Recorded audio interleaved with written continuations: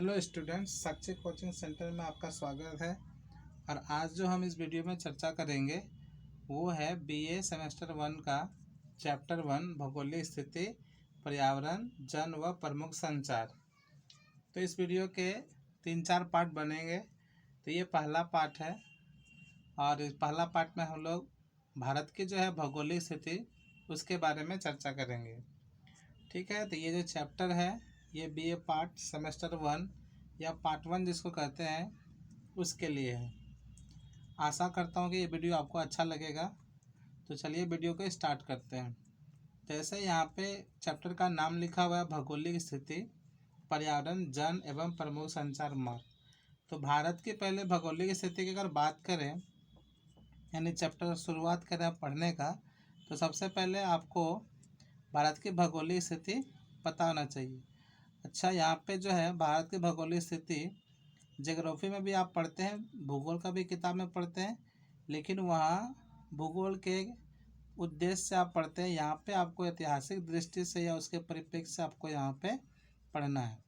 तो मान लीजिए कि ये आपका भारत है, तो इसकी भौगोलिक स्थिति कैसी है, मतलब कि भारत में कहाँ पर्वत है, कहाँ मैदान है, कहाँ नदियाँ हैं, कहाँ पठार है, इन सब चीज़ों के बारे में।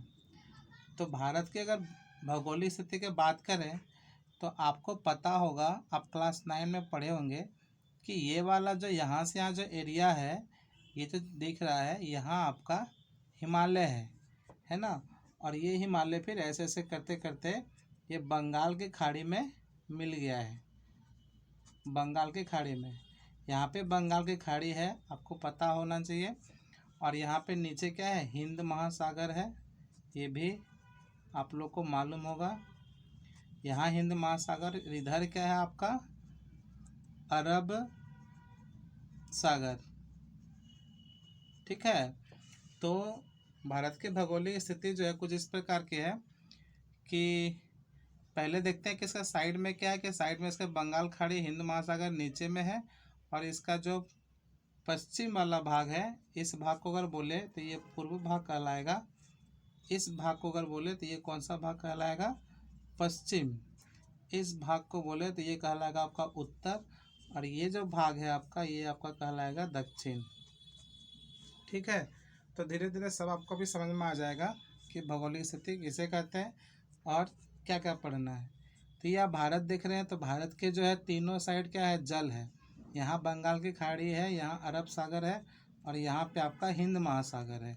तो इसका मतलब जो भारत जो है वो 3 सागरों से घिरा हुआ है, इसीलिए भारत को उपमहाद्वीप कहते हैं। मतलब ऐसा भू क्षेत्र, ऐसा स्थान जो 3 जलों से घिरा हो, बड़े सागरों या नदियों से, उसको हम लोग उपमहाद्वीप कहते हैं। तो इसलिए भारत को आप कभी किताब में देखेंगे कि भारत को उपमहाद्वीप भी कहा जाता है। ठीक है, तो भौगोलिक स्थिति में सबसे पहले आप बात क्या करेंगे कि भारत जो है एक उपमहाद्वीप है जिसके तीनों ओर क्या है, पानी है। और ये सब आपको क्वेश्चन आंसर में लिखने में काम देगा। अब इसकी भौगोलिक स्थिति बात करें तो यहाँ पे आपको बताए कि उत्तर पश्चिम से लेकर के यहाँ से यहाँ तक, अभी भारत का बात करें तो यहाँ से नहीं, तो ये अफगानिस्तान से भी जाता है ये पर्वत। तो ये जो पर्वत जो दिखाई दे रहा है यहाँ से यहाँ तक, इस पर्वत को हम लोग हिमालय पर्वत कहते हैं। आपको पता होगा कि यहाँ से यहाँ तक 9 क्लास में पढ़े होंगे कि यहाँ से यहाँ तक क्या है, हिमालय पर्वत है। और उसके बाद फिर यहाँ पर जो आप देख रहे हैं ये वाला जो एरिया है ये आपका प्लेन एरिया है, यानी समतल मैदान है। ठीक है, तो ये जो एरिया है, ये जो भू क्षेत्र है, ये समतल मैदान है। ठीक, और यहाँ पे जो है आप इधर से इधर यहाँ देख सकते हैं, तो इधर ज़्यादा उतना समतल मैदान नहीं है, बल्कि इधर आपका पठार है। पठार क्या होता है कि ज़मीन का उभरा हुआ भाग को पठार कहते हैं। जैसे अगर हम लोग इधर पठार का एक चित्र बनाए, जैसे ये प्लेन ज़मीन है और फिर ये ऐसे करके क्या होता है, उठ जाता है ज़मीन, तो ये पर्वत जैसा ये दिखने में लगता है, लेकिन ये असल में ये क्या है, एक प्रकार से पठार है। ठीक है, तो इधर वाला जो दक्षिण भारत में अधिकतर जो है ये इधर क्या है आपका पठार है, इसलिए इसको दक्षिण का पठार कहते हैं। और इधर जो आपका एरिया है ये आपका क्या है, मरुस्थल है जो राजस्थान में आप देखते हो पढ़े होंगे, है ना। तो खैर इसकी बात हम लोग यहाँ पे नहीं करेंगे। हम लोग जो भौगोलिक दृष्टि से उन भौगोलिक स्थितियों के बारे में बात करेंगे भारत की, जो भारत के इतिहास को प्रभावित करने में बहुत ही योगदान रहा। तो इसलिए हम लोग इसकी चर्चा नहीं करेंगे। यहाँ पर जो मरुस्थल की बात कर रहा है, ठीक है, तो हम लोग क्या बात करेंगे कि यहाँ पे पर्वत जो हिमालय है, यहाँ जो समतल मैदान आपको बताए, और जो दक्षिण का पठार, ये भारत के भौगोलिक इतिहास भारत के इतिहास में ये किस प्रकार इसका योगदान रहा है। ठीक है, तो हिमालय पर्वत को हम लोग जो है इस तरह से बांटते हैं। अगर आपको क्वेश्चन आंसर लिखने के लिए आ जाए तो आप कैसे लिखेंगे, तो भौगोलिक स्थिति को वर्णन करने के लिए तो आप यहाँ लिखेंगे कि भारत की भौगोलिक स्थिति जो है उसको 3 पार्ट में करके पढ़ते हैं। जैसे पहला जो पार्ट है उसको हम लोग, ये जो हिमालय पर्वत है ये किस और उत्तर में है, तो इसको हम लोग क्या कहेंगे कि उत्तर का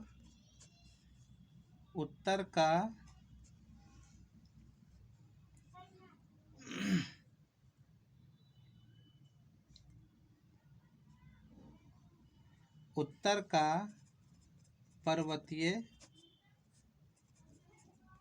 प्रदेश।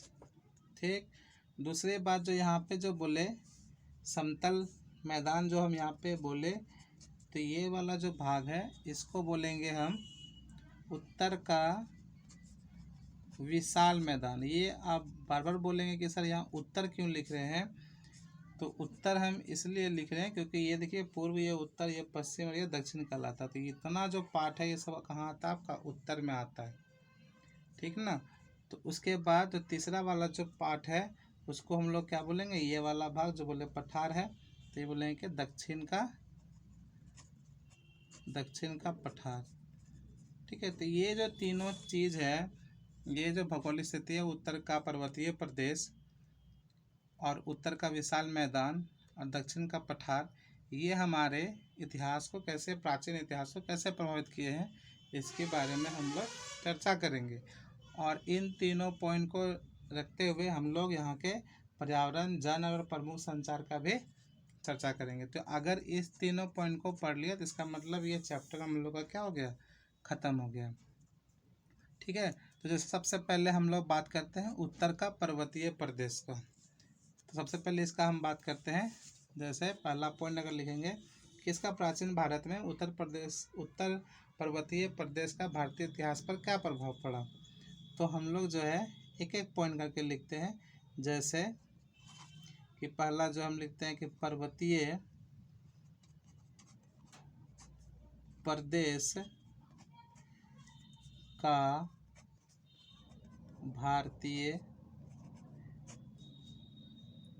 इतिहास पर प्रभाव, यानी कि इस पॉइंट का बात कर रहे हैं। आप यहाँ पे उत्तर लिख सकते हैं या नहीं भी, फिर भी चल जाएगा, आपका ये समझ में आ जाएगा। तो पर्वतीय प्रदेश का भारतीय इतिहास पर प्रभाव कैसे पड़ा, तो उसको हम लोग चर्चा करते हैं। तो देखिए कि जो उत्तर पर्वतीय प्रदेश जो आपका है, ये हिमालय जो इतना बड़ा पर्वत है, ये भारतीय इतिहास को कैसे प्रभावित किया, तो इसको पॉइंट वाइज हम लोग करेंगे। जैसे पहला जो है ये क्या करता है, आपका आक्रमणकारियों से रक्षा करता है, आक्रमणकारियों से रक्षा। देखिए अगर भारत का ये वाला एरिया बंद है, यहाँ बड़े बड़े विशाल पर्वत है ना, एवरेस्ट है, गॉडविन ऑस्टिन है, और भी बहुत सारे पर्वत है। इधर आपका जल है, इधर भी आपका जल है, इधर भी आपका जल, और ये जल जो है समुद्र है। तो इधर से कोई आक्रमणकारी उस समय भारत का जो है सीमा में घुस नहीं पाता था। एक क्षेत्र आपका ये देख रहे हैं कि आज जो वर्तमान में पाकिस्तान है, यहाँ पे कुछ 1-2 पर्वत थे जहाँ पे बहुत सारे दर्रे बने थे, वो इसी मार्ग से शक, कुषाण, हून, अरबी, तुर्क, पठान जो है आए थे। जैसे कि यहाँ पर जो दर्रे थे, दर्रे का मतलब होता है मार्ग, यानी कि 2 पहाड़ों के बीच में जो एक गलियारा होता है, मार्ग होता है, रास्ता होता है, छोटा छोटा पतला पतला, उसी के माध्यम से। तो यहाँ पे जो पाकिस्तान में आज देखेंगे कि वहाँ पे सुलेमान और एक पर्वत है हिंदुकस। तो ये ना तो इतना बड़ा है कि इसमें बर्फ़ जो है समेटा जा सकता है, और ना ही इतना छोटा है कि जो है इसको कोई पार करने से रोक सकता है। तो ये इसमें आराम से लोग जो है इधर से ही आपका भारत में आक्रमणकारी सब इंटर करता था, घुसता था। तो इसी के अंदर से जो है आप क्लास 12 में पढ़े होंगे कि यूनानी शक कुषाण हून जो है इधर से ही भारत में क्या करता था, आक्रमण करता था। तो ये पर्वत जो उस पर्वतीय प्रदेश का जो ये जो उत्तर पर्वत आप देख रहे हैं, ये पर्वत जो है एक तरह से क्या था, भारतीयों के लिए जो है आक्रमणकारियों से एक तरह से रक्षा कर रहा था। कौन सा, ये पर्वत है ना। तो ये तो बाद की बात है, लेकिन पहले जो पुराने समय प्राचीन भारत की अगर हम लोग बात कर रहे हैं, यानी ईसा पूर्व में, तो ईसा पूर्व में तो ये भी बंद था। इधर भी जो है जंगल झाड़ी और खूंखार जानवर रहते थे ये सब एरिया में, तो इधर ज़्यादा आने का कोशिश नहीं कर पाता था आक्रमणकारी सब।